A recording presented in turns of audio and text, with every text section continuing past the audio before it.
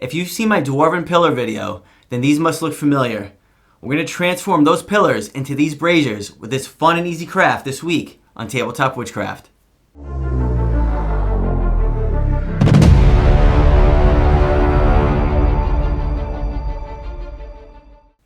Hey there, and welcome back to Tabletop Witchcraft.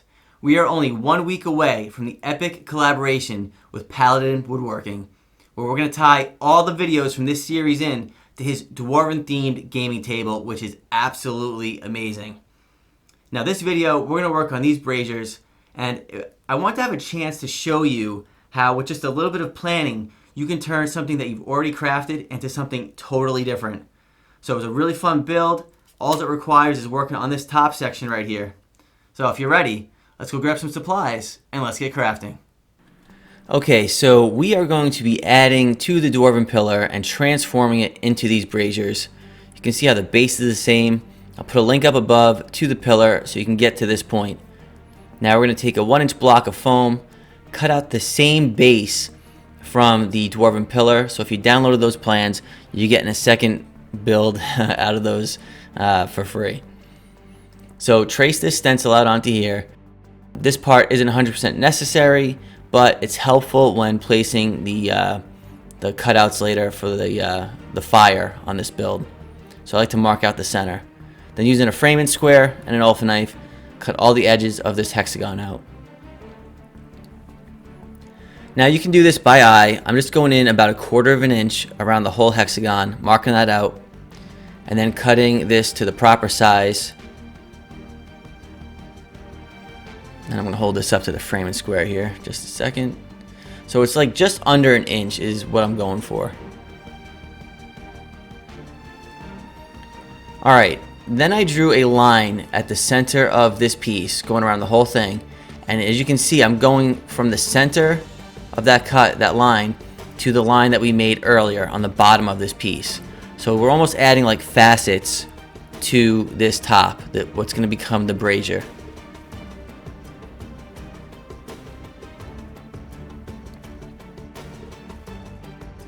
Now I cut the center circle out. As you can see, it was a little bit bigger than what the plan had shown for the flashlight for the pillar.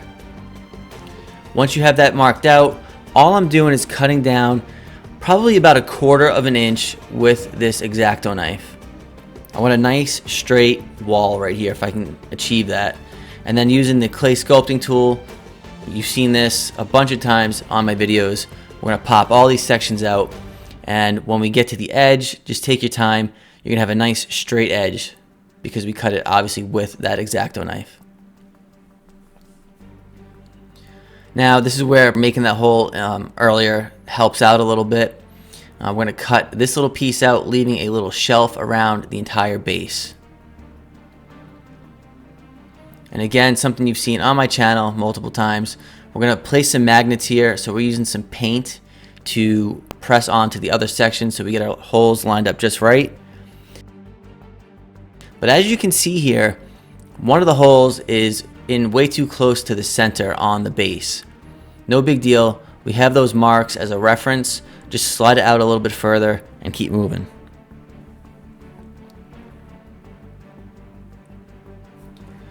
Now I want to point a couple things out. I know you've seen it on my channel plenty of times with the magnets, but number one, always use a block of wood to put your hot glue gun down when you're working on a mat. It just takes a couple of seconds and you'll end up warping your $30 mat. Second, let that glue cool just a little bit. And when you press it down into the foam, you can see it's bubbling up right there. It's because it's starting to cool a little. And leave that glue. You don't need to apply anymore. Use the side of the hot glue gun that's hot and just smear it over the top. It puts a nice flat finish on it and does a really good job sealing that magnet in so it won't pull out. Next, we're going to cut a little tiny strip of foam. We're after that little guy right there. And basically, it's about 1/8 of an inch by 1/8 of an inch. And you want to pre-bend this a little bit because if you don't, it will snap when you go to do this next step. Right where that facet angle is, I guess, on the brazier, we're going to add this little piece of foam around the whole thing. And as you can see, using hot glue isn't a problem. It's actually pretty easy. It allows us to keep moving. Now we can take another piece of foam, cut it about, again, 1/2 an inch this time, but still maybe about 1/8 of an inch thick. And we're going to place that inside the brazier. It's going to almost act as the container for the fire. And all I did was add a little bit of hot glue in that just to hold it in place, just in that one spot around the perimeter. I didn't even bother adding any around the outside. Now any gaps that you might have, not a big deal. The Mod Podge is going to take care of that. As you can see, I'm kind of smearing it up along that edge a little bit, then cleaning the edge up. That Mod Podge will go in the hole and fill it, and you'll be all set. Keep moving. Again, paint job the same as you've seen on the Dwarven Pillar, so we're not going to go over that here in this video. Now we're going to move on to the fire. So you want a pretty sharp knife here to cut these glue sticks out. And this main section is going to be obviously for the main portion of the fire that's going to go right up in the middle. So what I found helps is drawing out what you want the flame to look like on a piece of paper. And the whole thing is probably about 1.5 inches, 2 inches at the most in height, and about 1 inch wide. So keep to those dimensions when you're drawing the flame out. So once you have the center marked out how you want it, just use the glue gun. We're not adding any glue. We're just using the heat to melt a swirling motion going all the way up to the tip of what you want to be the flame.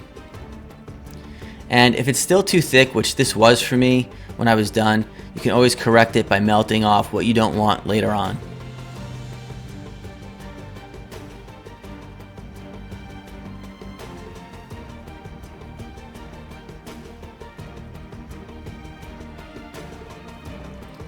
Alright, now here's going to be a little side flame that's going to come off of the main one. Heat it up with a lighter, but you don't want to burn it, otherwise you'll turn it black and it just won't look right.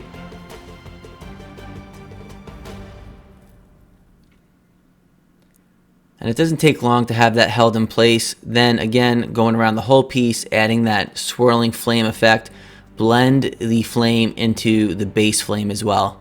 And you're just going to rinse and repeat, adding flames as you see fit around the entire area.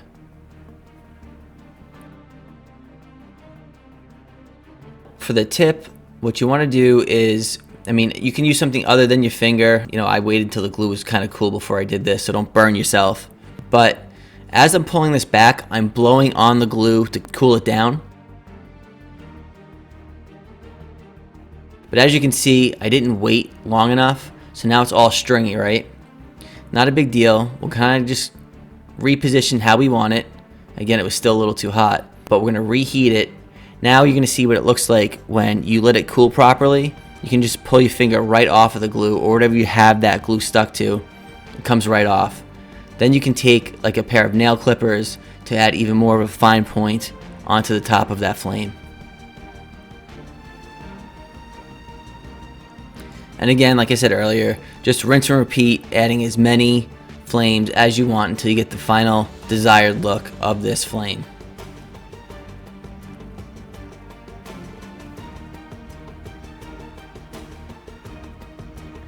And I decided not to add any, cotton that's been spray painted with black over this, because I wanted the flame to really look like it was hot and burning, pretty clean.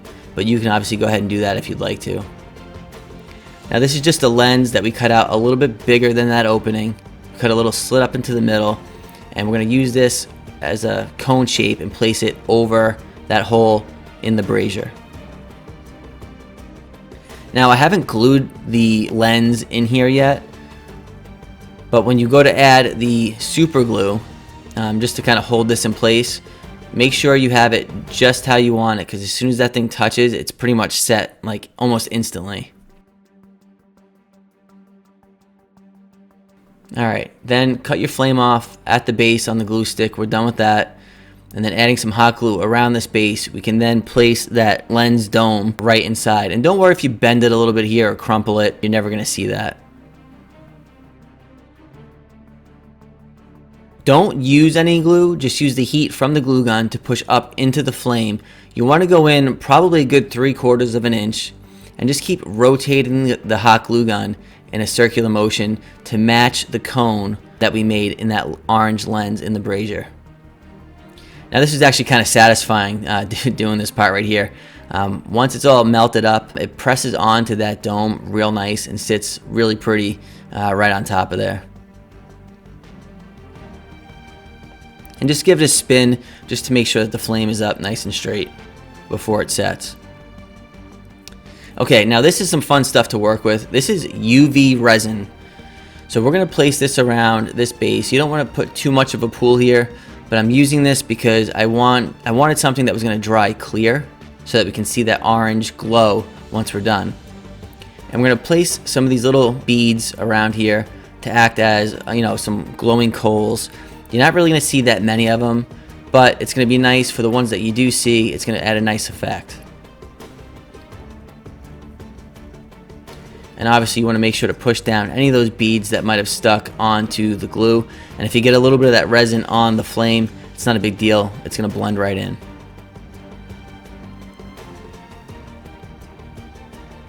And what's cool about this is all you need is just a couple of minutes with this black light right here, and it will cure all that resin. You don't need the black light. It might take, maybe half an hour or so without the black light in sunlight to cure. And then these are just some craft rocks that I'm placing around this whole piece right here. I applied some more UV resin and really kind of packed a bunch of these in here. And then for any of these little stones that are moving around, don't have any resin on them, just add a little bit over the top. We're going to paint these anyway, and it will help lock all of them in once that all cures. Alright, now we're going to paint all of these black, and then we're going to do a couple of highlights. And another cool thing to note, if you can get a black light that fits inside the base of the pillar, that would make a really cool blue flame effect as well. Okay, now we're going to use some orange paint by Vallejo and some yellow next, just to do a light dry brush over those stones to make it look like those coals are nice and hot.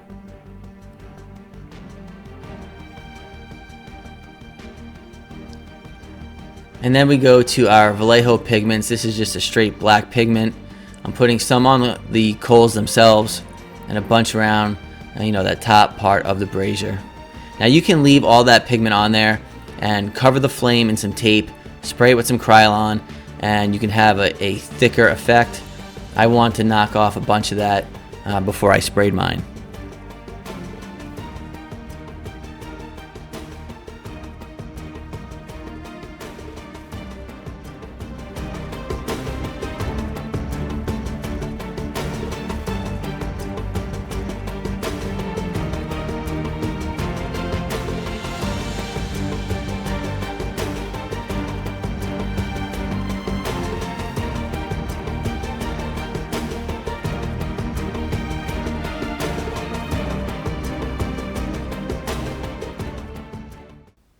So step back a minute and take a look at your crafting collection. I bet if you look at all the stuff you made over the years, the months, the weeks, however long you've been crafting, I bet you can find a way to transform one of those into something totally different. If you do, leave a comment below and let me know how you're going to transform something you've already made, as well as letting me know how excited you are for next week's epic video with Scott over at Paladin Woodworking. Alright, take out your Dwarven hammer, aka your mouse, and smash that like button. Don't forget to turn that subscribe button from red to gray if you haven't already.